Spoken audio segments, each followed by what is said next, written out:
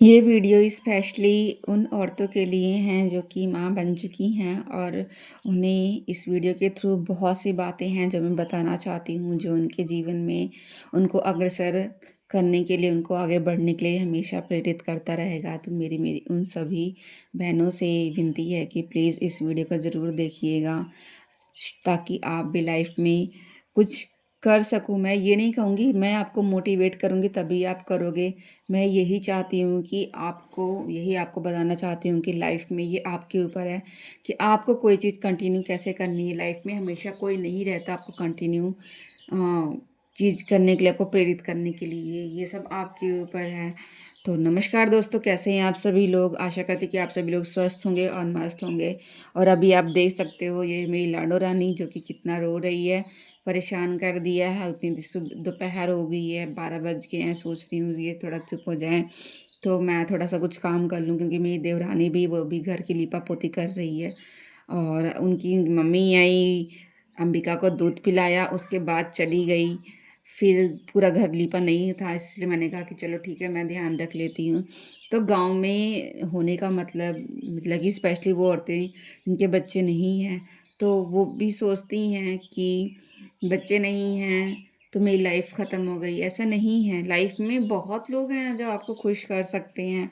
और यही चीज़ है जो मुझे अग्रसर करती है आगे बढ़ने के लिए। मैं जो करना चाहती हूँ वो सिर्फ अपने लिए नहीं करना चाहती, इस बच्ची के लिए और अपने पूरे घर परिवार के लिए करना चाहती हूँ। तो आप भी कर सकते हो। माना कि सफ़र थोड़ा मुश्किल होता है, छोटे बच्चों को संभालना बहुत मुश्किल होता है, पर बच्चे भी एक समय के बाद रोते रोते सो जाते हैं। तो आप उस बीच पे जो आपको 10-15 मिनट, आधे घंटे का भी समय मिलता है ना, तो अगर आप पढ़ाई कर रहे हो या कुछ चीज़ करने की सोच रहे हो, तो आप उस चीज़ पे अपना ध्यान कर सकते हो, उस चीज़ को सीख सकते हो, कंटिन्यू कर सकते हो। बगैर अगर आपको जब भी 5-10 मिनट, आधे घंटे का टाइम मिलता है, उस टाइम को आप वेस्ट करते हो। स्पेशली दोपहर का जो टाइम होता है, जहाँ पे 3-4 घंटे एक हाउस वाइफ को मिल जाते हैं थोड़ा मोड़ा। मैं इकट्ठे नहीं कहूँगी, इकट्ठे मिलते हैं, बट मिलते हैं। वो रुक रुक कर भी मिल सकते हैं, पर मिलते ज़रूर हैं। आप उस समय का यूज़ करिए आगे बढ़ने के लिए। पर हाँ, ये जो समय है बच्चे के साथ स्पेंड करने का, ये आपको नहीं मिस करना है। ये नहीं कि आप अपने काम के उसमें इतना ज़्यादा लग जाओ कि आप अपने बच्चों की तरफ ध्यान ना दे पाओ, क्योंकि आपके बच्चे को इस समय पर सिर्फ आपकी ही ज़रूरत होती है। और आपके जो सपने हैं उन पे भी सिर्फ आपको ही काम करने की ज़रूरत होती है। तो बस जितना आपसे होता है उतना आप समय दो, ठीक है, हर चीज़ों को, क्योंकि सारी चीज़ें होती हैं। बस लाइफ में ये होता है कि थोड़ा सा पेशेंस रखना पड़ता है। बच्चे भी 1-2 साल बाद बड़े हो जाते हैं थोड़ा सा, तो आप उतना नहीं, आपको ध्यान देना पड़ता है। पर स्पेशली बच्चा जब लगभग 1 साल का होता है तो आपको ज़्यादा ध्यान देना पड़ता है। तो 1 साल आप डेडिकेशन के साथ अपने बच्चे को टाइम दो, उसके बाद आप बाकी चीज़ें भी कंटिन्यू कर सकते हो। और इस तरह मैं, जैसे कि आप देख सकते हो कि मैं बच्चे को हिला भी रही हूँ, पैरों पे रख के झूला झुला रही हूँ, लाइक वैसे ही है। और साथ में अपनी बुक भी पढ़ रही हूँ, साथ में उसके साथ में जो काम होता है वो भी कर सकती हूँ। बच्चे का कंफर्ट सबसे मेरे लिए इम्पोर्टेंट है, उसके बाद में मेरी पढ़ाई लिखाई इम्पोर्टेंट है, मेरा सपना इम्पोर्टेंट है, क्योंकि बच्चे तो लाइफ में भगवान का रूप होते हैं और बच्चे ही हैं जो आगे चल के हमारा सहारा बनते हैं। तो इसलिए मैं उस चीज़ को भी नहीं कह सकती कि ये चीज़ अच्छी नहीं है। आपको पढ़ाई नहीं करनी है, आपको बच्चे का ध्यान देना है, या फिर आपको बच्चे का ध्यान नहीं देना है, आपको सिर्फ पढ़ाई करनी है, मेहनत करनी है।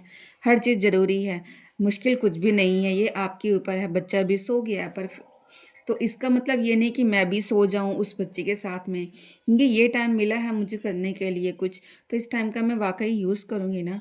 अगर वो चीज़ है मेरे अंदर, कुछ करने का जज्बा है मेरे अंदर, मैं कुछ कर रही हूँ, उस चीज़ पर आगे बढ़ रही हूँ, तो ही मैं अपने सपनों के गोल की तरफ एक एक कदम, एक सपोज करो जिस चीनी का दाना है उस तरह मैं आगे बढ़ रही हूँ। अगर आपको 1 किलो चीनी चाहिए, तो उसके लिए आपको एक एक दाना बहुत ज़रूरी है। अगर उसमें से आप 10 दाने निकालोगे तो उसका वजन कम हो जाएगा। तो इसी तरीके से आप जो भी करना चाहते हो, तो उसके लिए आपको कुछ ना कुछ करना पड़ेगा। जो जो समय है, जिस समय से अभी मैं गुजर रही हूँ, वो समय बुरा है, पर इस बुरे समय को इग्नोर करते हुए जब आप हमेशा किसी चीज़ पर ध्यान देते रहते हो, जो चीज़ आपको बहुत खुशी देती है, तो आपके लिए आपका सफ़र काफ़ी आसान हो जाता है। उस अलावा इसके आपका सफ़र काफ़ी मुश्किल हो जाता है। इसलिए मैं जब भी मेरे को टाइम मिलता है तो मैं इधर-उधर किसी के पास बैठकर उस समय को बर्बाद नहीं करना चाहती, क्योंकि अगर आप बैठकर कुछ समय बैठ जाते हो किसी के पास, जैसे कि अब इनकी मम्मी हैं, बैठी थी, बच्चे को दूध पिलाना था तो उसने पिलाया और उसके बाद चली गई। पर अगर वो चाहती तो बहुत देर बैठ सकती थी, या फिर मैं उस घर जा सकती थी, बहुत बातें कर सकते थे। ठीक है, क्योंकि देवरानी-जेठानी उनको तो हक होता है कुछ भी करने का, पर मैं नहीं चाहती कि मेरा समय बर्बाद हो, तो इसलिए मैंने ये प्रायोरिटाइज़ किया है कि मेरे लिए क्या सही है, क्या गलत है। तो अब वही चीज़ें आपको भी फ़ॉलो करनी है लाइफ़ में, आपको हर एक चीज़ प्रायोरिटाइज़ करनी कि आपके लिए क्या सही है, क्या गलत है। और बुक पढ़ते टाइम में जो कुछ चीज़ें इंटरेस्टिंग सी मिल जाती हैं, जो हमको नहीं पता है, बहुत इंटरेस्टिंग है, तो उसको बार-बार पढ़ने का मन करता है, और वही चीज़ सेम मैं फ़ॉलो करती हूँ। और सिर्फ़ पढ़ना ही नहीं, अगर आप पढ़ाई कर रहे हो या आप किसी चीज़ पर भी काम कर रहे हो, तो उस चीज़ को आप कंटिन्यू कर सकते हो। और अभी ये बच्ची भी, मतलब कि हमारी अंबिका भी उठ गई है, जो कि बहुत रो रही है, परेशान कर रही है, तो उसको भी ध्यान देना पड़ता है, क्योंकि छोटा बच्चा है, वो तो रोएगा ही। आप कितनी भी कोशिश कर लो, छोटे बच्चे के ऊपर आपका कंट्रोल नहीं है। 1 डेढ़ साल 2 साल के बच्चे को तो आप फिर भी कंट्रोल कर सकते हो किसी तरह से, पर 6 महीने का बच्चा जहाँ तक होता है ना, उसको तो जल्दी कोई गोदी नहीं लेता, क्योंकि वो बच्चा होता ही वैसा है, वो किसी से बोलता भी नहीं है या कुछ भी है।